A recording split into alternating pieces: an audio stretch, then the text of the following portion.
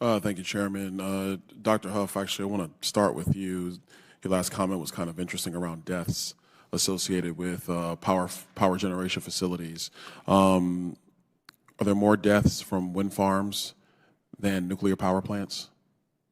A lot of folks have done analyses on these. The order of magnitude of life cycle deaths per terawatt hour is really comparable between wind and solar and nuclear.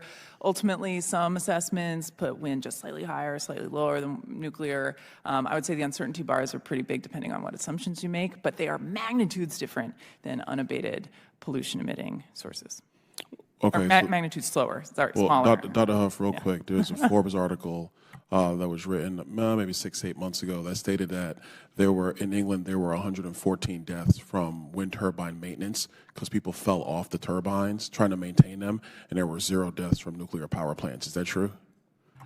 That sounds like very aligned with these kinds of statistics. Okay, Mr. Ortiz, Dr. Ortiz, my apologies. The nationwide forecast of electricity demand has shot up from 2.6% to 4.7% over the next 5 years, as reflected in the 2023 FERC filings. With the increase in electricity demands, can the United States realistically have a reliable electric grid and affordable energy prices without nuclear power, both conventional and advanced?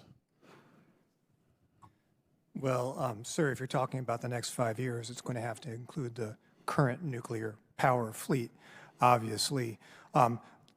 Within the Commission's oversight with respect to reliability, the Commission, as I mentioned in my testimony, does not has authority over the operating reliability of the electrical grid, but the Federal Power Act reserves for the states the choice of electric generating facilities. Within that mix of organizations that helps to manage the grid, our grid operators are responsible for planning and operating their systems to include taking into account appropriate load growth. And so to the degree that load growth is something that is a concern, and we heard this at our we heard a significant amount of discussion about load growth at our commission meeting in Portland, Oregon in June. The grid operators are responsible for managing their fleets as well as to dispatch, plan ahead and dispatch load effectively to maintain that. So the fact of the matter is that if going to nuclear power, the expectation is that it's going to be there, and that if future systems are available and deployed, they will be there too. Okay. Dr. Huff, do you believe that energy reliability is a prerequisite for energy affordability? Both that and safety. I think people need reliable energy to stay safe, and reliable energy is required for affordability as well. So I represent Southwest Florida. We had we take in hurricanes all the time. Last one was Hurricane Ian. We had Hurricane Irma before that. Do you believe that advanced nuclear microreactors can be deployed to assist with natural disaster response efforts? We're really interested in the possibility that this could happen, right? So very small transportable microreactors are being developed.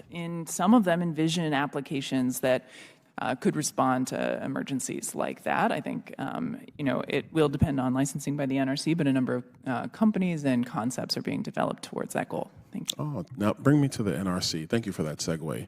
Mr. Dorman. How can we reduce regulatory risk associated with licensing new nuclear technology? Is there any nuggets you can provide members of Congress to help the NRC accomplish this goal? Thank you, Congressman. We are very engaged with about 15 technology developers in what we call pre-application discussions, and it's critically important that these are voluntary engagements, but I think they're helpful to both parties in that it helps the developers, many of whom don't have experience working with the NRC to understand. All right, Ms. Dorman, not to cut you off, but I do have like 35 seconds. So is there anything that you can provide members of this committee, detailed regulatory or statutory changes that can help us do our job at Capitol Hill to give you the flexibility you need at the NRC? I don't have specific legislative. I think we have some things we're working with our commission on. All right. Well, I would love to see that. And, Mr. Chairman, I think that's something that should be provided to the committee. At the end, Mr. Chairman, I would say I would request unanimous consent to submit for the record an op-ed titled "A Freshwater Future Powered by Nuclear Energy: Lessons Learned from Hurricane Ian. Let's Embrace Nuclear. Nuclear innovation is key to America's economic future. The dishonest fantasy of wind and solar. It's time for America to unleash next-generation nuclear energy. Why I'm an advocate for advanced nuclear technology, and what about the waste?" Without objection, so ordered.